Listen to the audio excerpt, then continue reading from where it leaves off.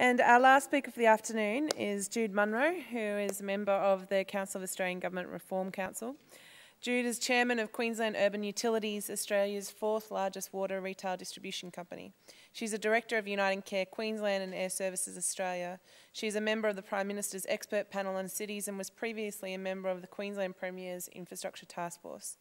Ms Monroe retired as the Chief Executive Officer of the Brisbane City Council in June 2010, a position she held since 2000. Ms Monroe has held CEO positions with the cities of Moreland, St Kilda in Victoria and the City of Adelaide. Jude.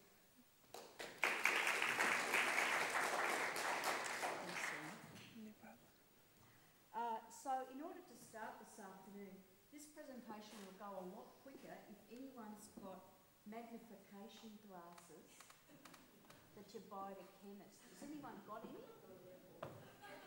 Oh, you're a ripper. Hey? Yes, please. That's the idea. I think playing with all that collaboration is practice. That was this. So I'm going to thank you. What's your name?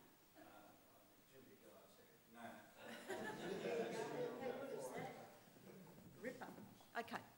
So I want to talk in two parts. The second part that I want to talk about is going to be really very quick. The first part is what I've been asked to talk about as a member of the COAG Reform Council Task Force on Cities. First of all, I want to check hands up those who've heard of COAG. Oh, that's good. But there's a few hands that didn't go up. So you can put them down. You spend your time with a daughter. You spend all your time with COAG. But it's the Council of Australian Governments. So it's federal and state and territory governments. They set up a reform council in 2009 at the end of it. And you could say that what they were focused on was trying to solve Australia's wicked problems. So these were about things like the Murray-Darling Basin, health, education and disability services, closing the gap on Indigenous disadvantage, which I think if I come back in another life, I'd like to spend my life working on that. Anyway, so one of them was also a nationally agreed reform on strategic planning for cities. And in that, we've been asked to work with all of the jurisdictions, so Commonwealth and each of the states and territory governments, about how their planning systems relate to 9 criteria.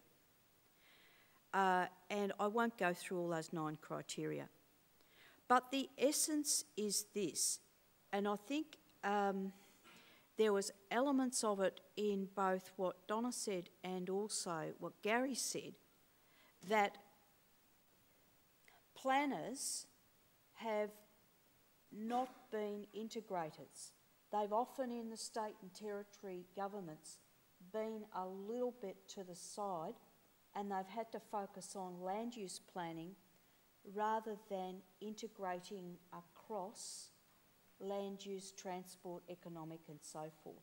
So one of the criteria was checking to see whether the metropolitan plans for cities existed, or whether they were integrated across all of those functions, and whether there was a Commonwealth, what Gary called the line of sight from national through to local, and whether the parties were talking to each other in that development. That's really a summary version of what we've been doing. There has been great benefit, I think, well, we all think on the task force, because I promise I won't wreck your glasses. I have been known to wreck them, but not usually with borrowed ones.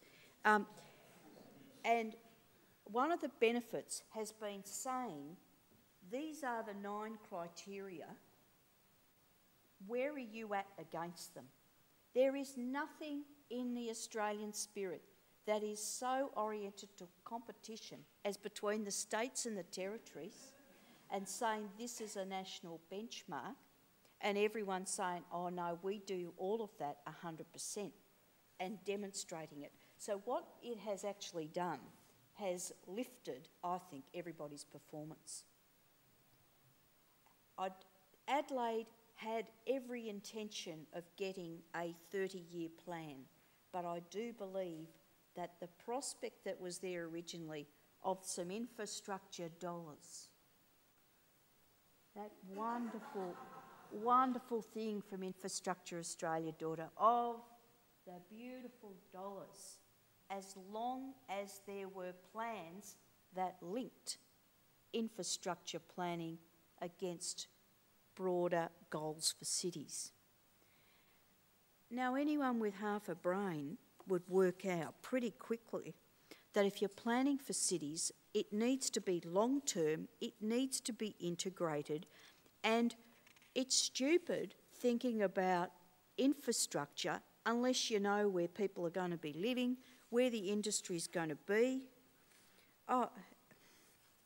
The backlog in infrastructure terms, and there are various figures on this, is $770 billion over the coming decades.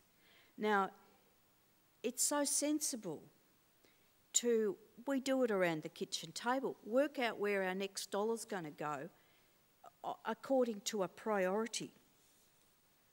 And there's also issues relating to housing, there's issues relating to population growth, there's issues relating to, I think, and this is me speaking personally, I'm not speaking on behalf of any organisation, I'm not sponsored here by any organisation that's going to be embarrassed by what I say, but treasuries are inevitably never involved. Rarely are treasuries involved in the task of planning. They like sitting back there, judging on everybody else and then allocating out where the budgets go. They need to be brought to the heart of planning because it's going to be where the economic development for our cities will be driven from. And that economic development is at the heart of the country's GDP. And don't let anyone else tell you any differently.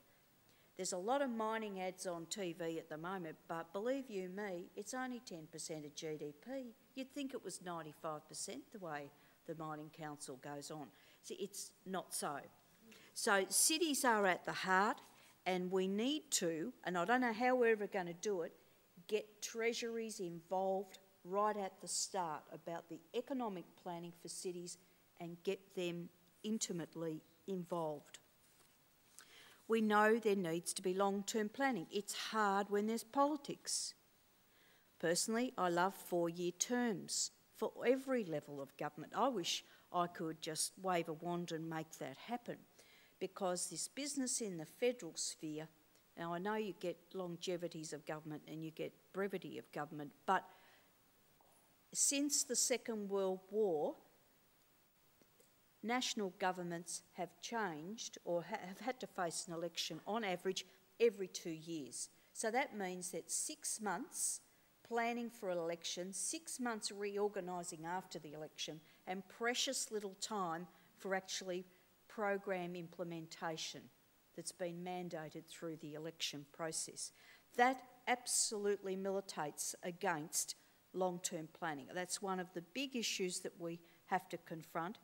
But at least if there's a 30-year plan for Adelaide, at least if there's a South East Queensland regional plan, there's a little bit more gravitas attached to that, and some of the more spurious election promises and the rest of it can be put up against some scrutiny if it's been evidence-based planning.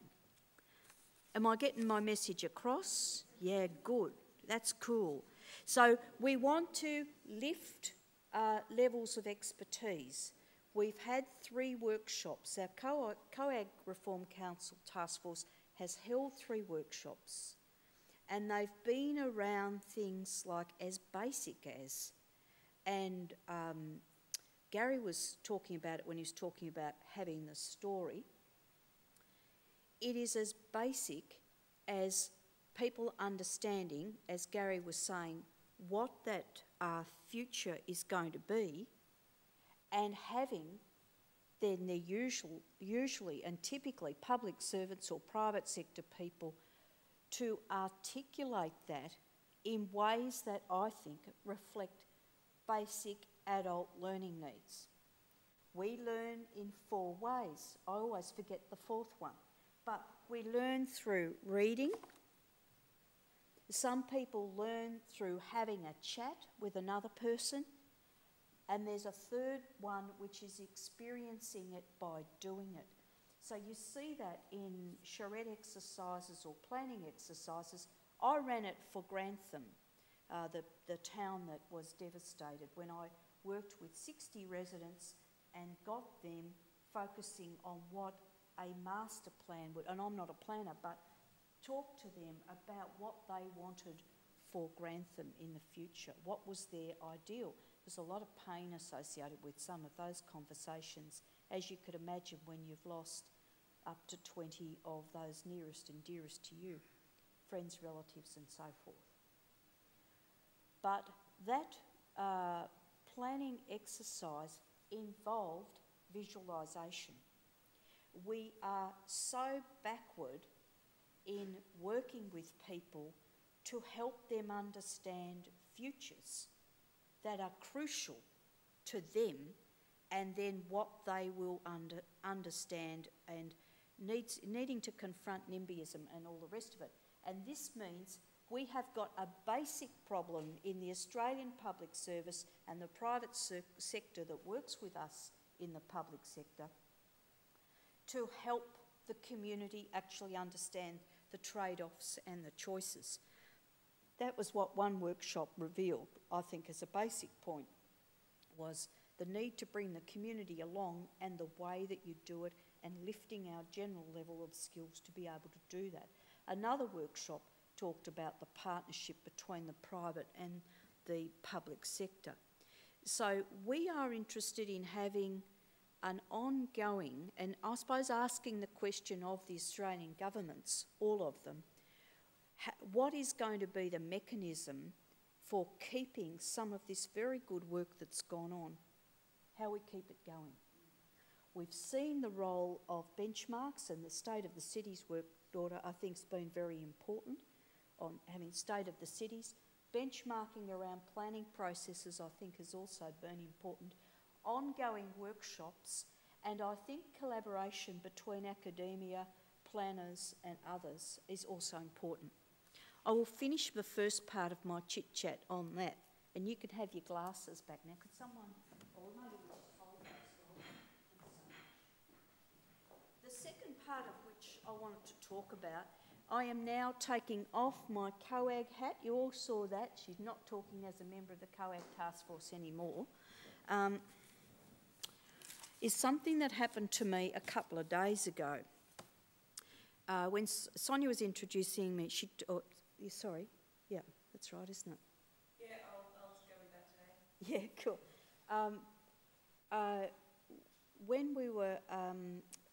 When I was being introduced, it was said I was chair of Queensland Urban Utilities, Australia's 4th largest water distributor retailer.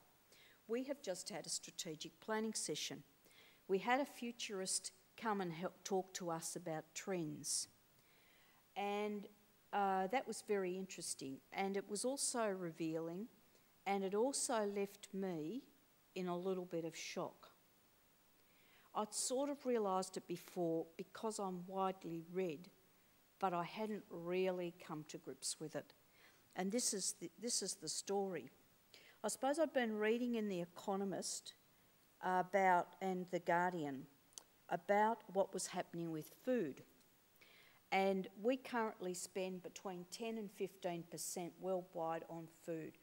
It is going to, in a relatively short period of time, probably because of water, but maybe other factors, end up going to 40% of income will be spent on food. Have our planning systems in Australia responded to that? And I asked about McLaren Vale, not from a wine perspective, but more about food bowls and being close to cities. We also heard from the futurist that some of the trends and maps that are coming out are showing from geologists who will go off and laugh. They are showing that oil, and I know about peak oil, believe you me, but they are showing that there's going to be enough oil. It sort of shows it levelling off. But a big part of the graph is called sources of oil and oil-related products yet to be discovered. And when you take that out, from 2010, it goes like this. And so what will happen with oil prices and petrol prices is they're likely to quadruple. And I think, you know, we had a bit of a discussion in our planning sessions. I'd like to think that there was a rational approach to dealing with the rationing, like what is the highest and best use out of oil? Anyone know? Or have a hazard a guess? Yeah, that could be it. Pharmaceutical products could also be another, but it sure as eggs isn't what it's been used for now most of the time. Like if you've got a really, if it's like gold or diamonds and there's not much of it, you really ration it, don't you? But what will happen is it'll probably be highest prices or be very quickly used. So what would happen in Australia in 10 years if the price of oil and petrol went up 4 times as much as it is now, plus food prices go up? What implications are they for strategic planning for our cities? And I suppose I have a question that we struggled with as a board of Queensland Urban Utilities, because we also learnt about dispersed networks. What's happening obviously with social media, I think we're all familiar with that. We can see the revolution that the internet has caused. But what I started to come to grips with was that we were investing, and we plan over the next 5 years to be investing probably on average between 250 million and 300 million a year in the water utility business that covers Brisbane, Ipswich, Lockyer Valley, Scenic Rim and Somerset municipal areas. So serving a population base of some 1.3 million, 550,000 customers. What we started to come to grips with was that in fact the population, as nanotechnologies about water, believe you me, there's a scarab beetle that takes water from the air. It's a nanotechnology, and it doesn't actually require someone to have a dam for the scarab beetle to turn on a tap and have drinking water. That there may be technologies that are going to mean that you and I in our household will be able to take our water from the air. There may be on-site sewage systems. So I, as the chair of that board, am in the dilemma of 2 sigmoid curves. And when we're all familiar with the bell curve, right? And you're all familiar with product development that goes up and then it goes down. And unless you have the next product development going up and up, you end up on the slippery slope. So what there is in the utility business is the possibility of something that was put in place in the 1800s, in the mid-1850s, and has matured, but may start to go into a decline. And what might happen is that individual households and businesses start to manufacture their own water or deal with their own sewage. And the dilemmas that we have in planning of cities, I'll leave that for you to think about yourselves. But then the question is, in strategic planning and creating resilience, is how do we lead in strategic planning the shift from one sigma curve to another. And where is that thinking going on in government? Where is that thinking going on in the private sector? And I think it's a really interesting set of questions, because the way that our transportation systems, our aviation industry, and I'm on the Air Services Australia board, our telecommunications processes, our whole way of living is actually designed on one historical curve